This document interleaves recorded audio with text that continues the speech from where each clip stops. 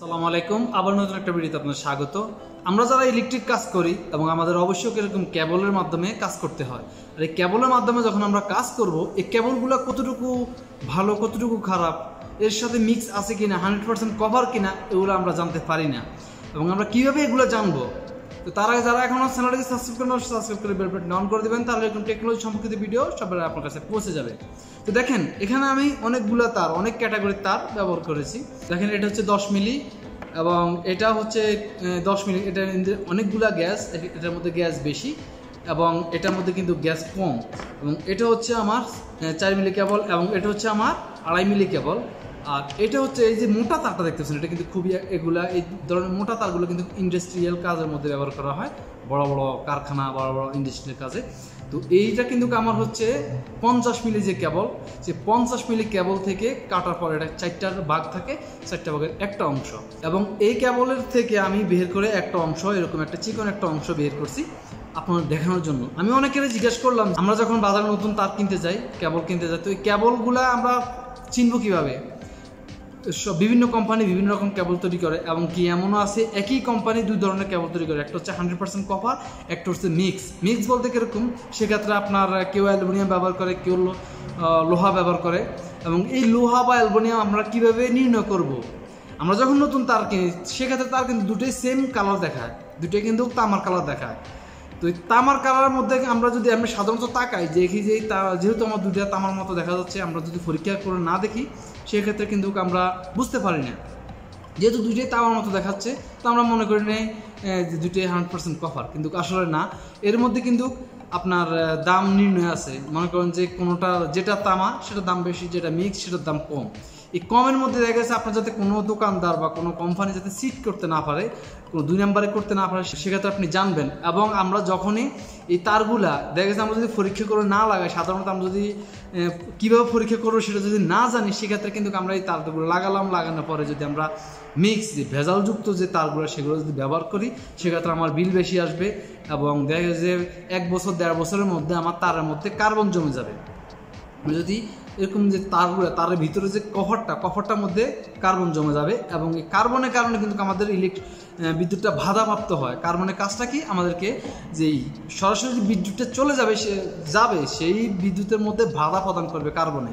এবং বাধা প্রদান করলে আপনার পুরোপুরি আপনার ভোল্টেজটা পাবেন না। আপনার যে ইলেকট্রিক্যাল বা ইলেকট্রনিক যে মেশিনগুলো ব্যবহার করবেন সমস্যা করবে এবং আপনার যেই বিদ্যুৎ বিল, সেই বিদ্যুতের ক্ষেত্রে কিন্তু বিদ্যুৎ বিল বেশি আসবে, কারণ এই 100% কপার না লাগানোর কারণে। তো আমরা এই কপারটা চিনব কিভাবে?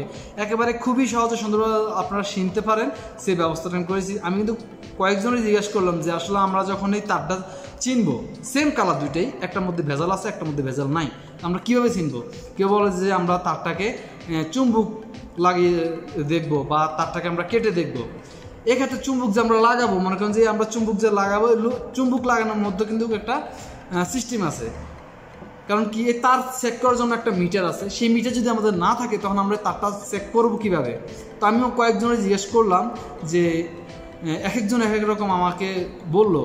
তো কেউ বললো যে আমরা তারটাকে কাটবো, কেউ বললো যে আমরা চুম্বকের মাধ্যমে দেখবো। তো আসলে চুম্বকের মাধ্যমে যদি আমরা তারটা দেখি, সেক্ষেত্রে ব্যাপারটা এরকম, যদি আমার যদি তারের মধ্যে অ্যালুমিনিয়াম মিক্স করা থাকে, সেক্ষেত্রে আমার চুম্বকে ধরবে না। আমার তারের মধ্যে যদি তামার পরিমাণ থেকে লোহার পরিমাণ যদি বেশি হয়, তাহলে কিন্তু চুম্বক ধরবে। এক্ষেত্রে কিন্তু তামার থেকে লোহার পরিমাণ বেশি তারা দিবে না। যদি আমাদের তামার থেকে লোহার পরিমাণ থেকে তামার পরিমাণ বেশি হয়, সেক্ষেত্রে কিন্তু চুম্বকে ধরবে না। দেখেন আমরা এটা কিন্তু চুম্বকে ধরতেছে না। এর কারণ কি, আমার এই যে এখানে যা কয়টা তার দেখতে পাচ্ছেন, এগুলো 100% কপার এবং এগুলো সবগুলোই কিন্তু পুরনো তার। দেখেন এই তারটা দেখতে পাচ্ছেন, এই তারটা কিন্তু বয়স কম হলেও কিন্তু 15 বছরের বেশি হয়েছে। দেখেন এখনো আমি তারটা সোলার পর পুরোপুরি একবার ঝকঝক করতেছে।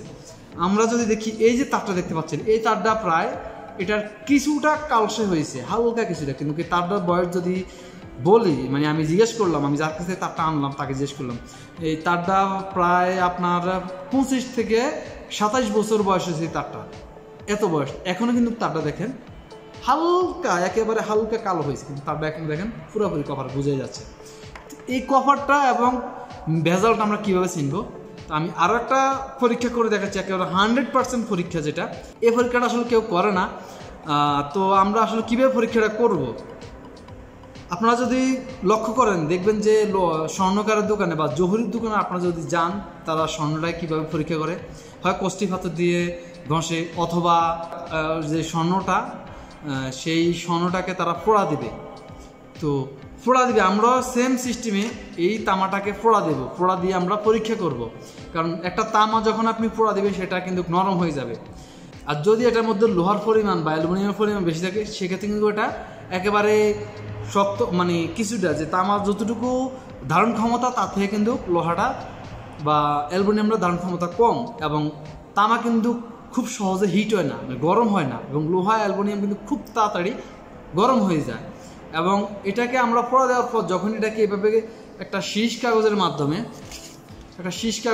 আমরা যখন এটাকে ঘষা দেবো, তখন এটা আবার যেরকম ছিল সেরকম হয়ে যাবে। তো আমার এখানে কিন্তু অনেকগুলো তার দেখতে পাচ্ছেন, তার মধ্যে কিন্তু আমি একটা তার বাছাই করব। এটা কিন্তু গ্যাস বেশি, এটার মধ্যে গ্যাস একটা গ্যাস, আর আমার এটা কিন্তু 100% কপার, যেটা আমি বলছিলাম। তো আমরা এই তারটাকে ফোড়া দিব। আমরা যদি তারটাকে এখানেও ধরি, আমি এখানে ফোড়া দেওয়ার সাথে কিন্তু আমার এখানে হিটটা আসবে, একটু দেরি করে আসবে, যেহেতু এটা কপার।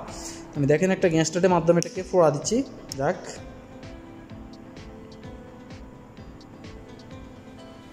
দেখেন আমার এটার এখনও কোনো হিট আসে না, মানে আমার হাতে এখনও কোনো তাপ অনুভব হয় না আমার।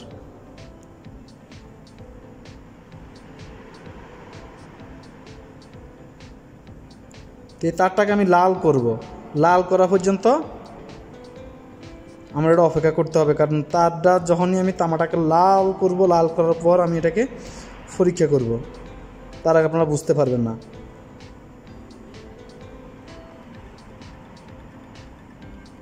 দেখেন এতক্ষণ হিট দেওয়ার পর এখন মাত্র আমার হাতে একটু একটু হিট আসছে। যাই হোক, আমার এটা পুরোপুরি আমার হিট দেওয়া শেষ। দেখেন আমার এটা কালো হয়ে গেছে। তো এবার আমরা কী করবো, এই কালোটাকে আমরা ঠান্ডা করতে হবে, যেহেতু আমার এটা গরম, একটু ঠান্ডা করব। আর এই তামাটা যখন একবার হিট হবে, মানে একবার যখন গরম হবে, তখন এটা ঠান্ডা হতে কিন্তু অনেক সময় নেবে। আর লোহাটা কিন্তু দেখবেন, লোহা বা অ্যালুমিনিয়াম আপনার খুব দ্রুত গরম হবে এবং খুব দ্রুত ঠান্ডা হয়ে যাবে। দেখেন আমার এটা এখনও কোনো ঠান্ডা হয় নাই, দেখেন প্রায় 2 মিনিটের মতো হয়ে গেছে, এখনও আমার এটা ঠান্ডা হয় নাই। মানে আমার এটা যেহেতু অরিজিনাল কপার, সেজন্য এরকম। তো আমরা এটাকে এবার দেখেন এটার মাধ্যমে আমরা পরিষ্কার করি।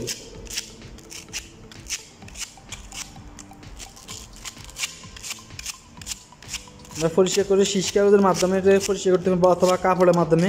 কাপড়ের মাধ্যমে করলেও কিন্তু আপনার এটা দাগ থেকে যাবে, সেজন্য শীষ কাগজের মাধ্যমে এটাকে ভালো করে ঘষবেন।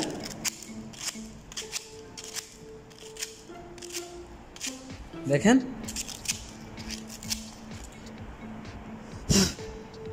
দেখেন আমার এটা এখন মানে যেরকম আছে, এখানে যেরকম এখানে এরকম একই রকম, কোনো 19-20 হয় নাই।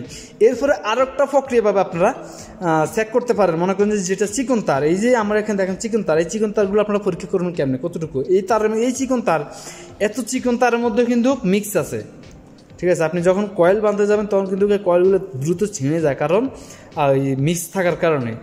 এই যে কভারগুলো বা এই তারগুলো, এরকম চিকন তারগুলো, এগুলো আপনি আরেকটাভাবে পরীক্ষা করতে পারেন। সেটা হচ্ছে আপনি যে সোল্ডারিং আয়রনের মাধ্যমে এটাকে সোল্ডারিং করবেন। যদি আপনার তামা হয়, দেখবেন যে সাথে সাথে, মানে তামাটার মধ্যে সোল্ডারিং ধরানোর সাথে সাথে কিন্তু রাংটা বা যে সোল্ডারিং কোর আছে সেই কোরটা এখানে ধরে যায়। আর যেটা মিক্স হবে বা ভেজালযুক্ত তার হবে, সেটা কিন্তু আপনি মনে করবেন যে ঘষতে অনেক দেরি হয়ে যাবে, মাগার এটার মধ্যে সোল্ডারিং পরিপূর্ণভাবে 100% ধরবে না। তো এইভাবে ছিল। তো তারপরে যদি আপনাদের এই ছাড়াও যদি অন্য কোনো রকম আইডিয়া থাকে, তাহলে অবশ্যই কমেন্টে জানাবেন। তো আজকের জন্য পর্যন্তই, পরবর্তী ভিডিও না আসা পর্যন্ত সবাই ভালো থাকবেন, সুস্থ থাকবেন। বাই বাই, টাটা, আসসালামু আলাইকুম।